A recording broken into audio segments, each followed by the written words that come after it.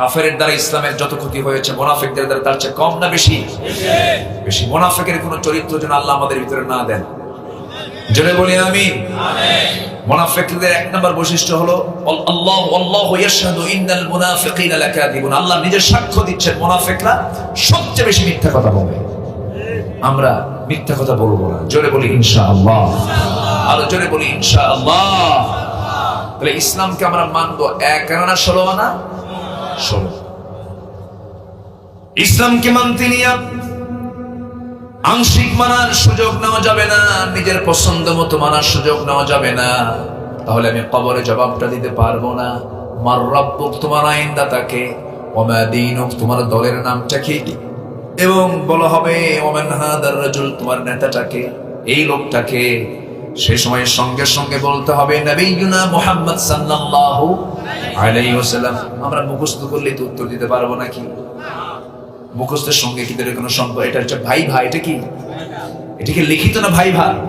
ভাই ভাই। ফেরেশতা চলে আসবে, প্রশ্ন করবে মার রাব্বুকুম মা দীনুকুম মান হাদার রাজুল।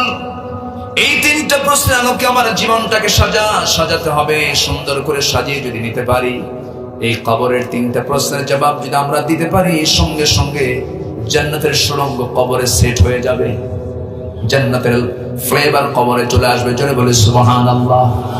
জান্নাতি বান্দা কবর থেকেই তার প্রশান্তি শুরু হয়ে যাবে, নিয়ামত শুরু হয়ে যাবে। আল্লাহু আকবার বলে। সেই জান্নাতকে আমরা পেতে চাই নাকি?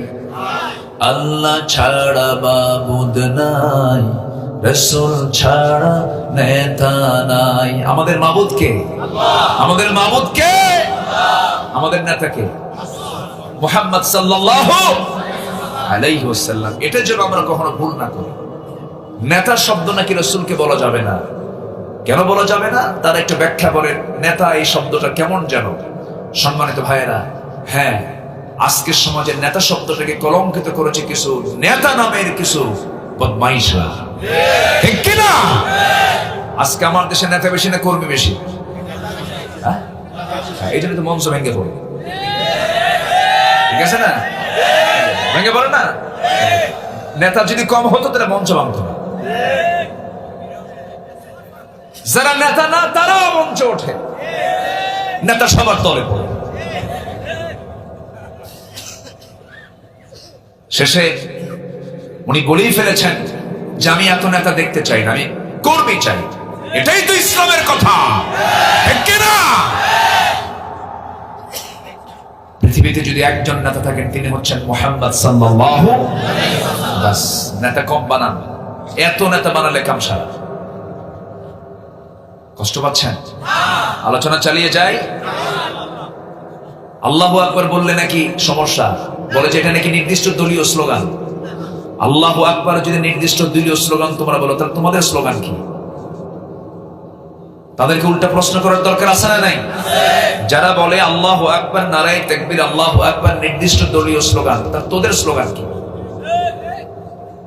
তোদের যে স্লোগান সেই স্লোগান দিয়ে তোদের জানাজা হবে, আল্লাহু আকবার হবে না। আস্তে কর, ঠিক কি না? ওদের স্লোগান যেহেতু আল্লাহু আকবার না, নারায়ে তাকবীর, আল্লাহু আকবার যেহেতু তাদের নির্দিষ্ট দলীয় স্লোগান যেহেতু বলে দিয়েছে, তাহলে তাদের স্লোগান তো আল্লাহু আকবার না, তাহলে তাদের জানাজা হবে কি দিয়ে? বলেন, জানাজার প্রথম তাকবীর কি? আরো জোরে। তাহলে এখানে নারায়ে তাকবীর আসে নাই, আল্লাহু আকবার আসে নাই এখানে?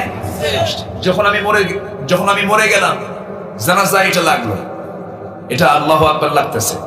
আমি যখন জন্ম নিয়েছি, মুসলিম পরিবারে যদি আমার জন্ম হয়, আমার কানে কিসের ধ্বনি? কি আওয়াজ? বলেন আরো জোরে। জন্মে দরকার, মরণে দরকার। আচ্ছা, যখন মসজিদে যখন মাইকে যখন আযান দেয় তখন প্রথম আওয়াজ কি? আল্লাহু আকবার। আচ্ছা, এরপর যখন নামাজ শুরু করি তখন প্রথম আওয়াজ কি? রুকুতে যেতে, সেজদায় যেতে, সেজদা থেকে উঠতে, গরু জবাই করতে। তাহলে এরা যে বললো যে নির্দিষ্ট দলীয় স্লোগান, অতএব তাদেরকে বলা উচিত, তাদেরকে এই বিষয়টা তাদের মাথায় রাখা উচিত। তাদের ব্যাপারে সিদ্ধান্ত নিতে গেলে উচিত হলো তাদেরকে জানাজা না দিয়া কুত্তা বিলার মতো বিদায় করা দরকার।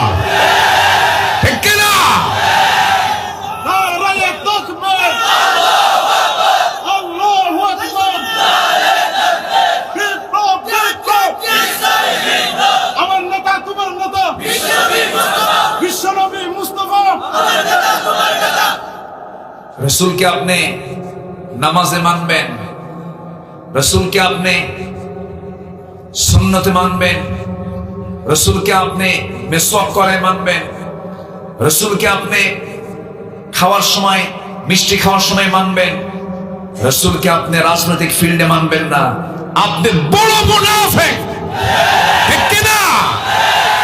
আপনার মধ্যে মুনাফিকের বীজ ঢুকানো আছে। কথা ক্লিয়ার? কথা ক্লিয়ার? এটা প্রতারণা।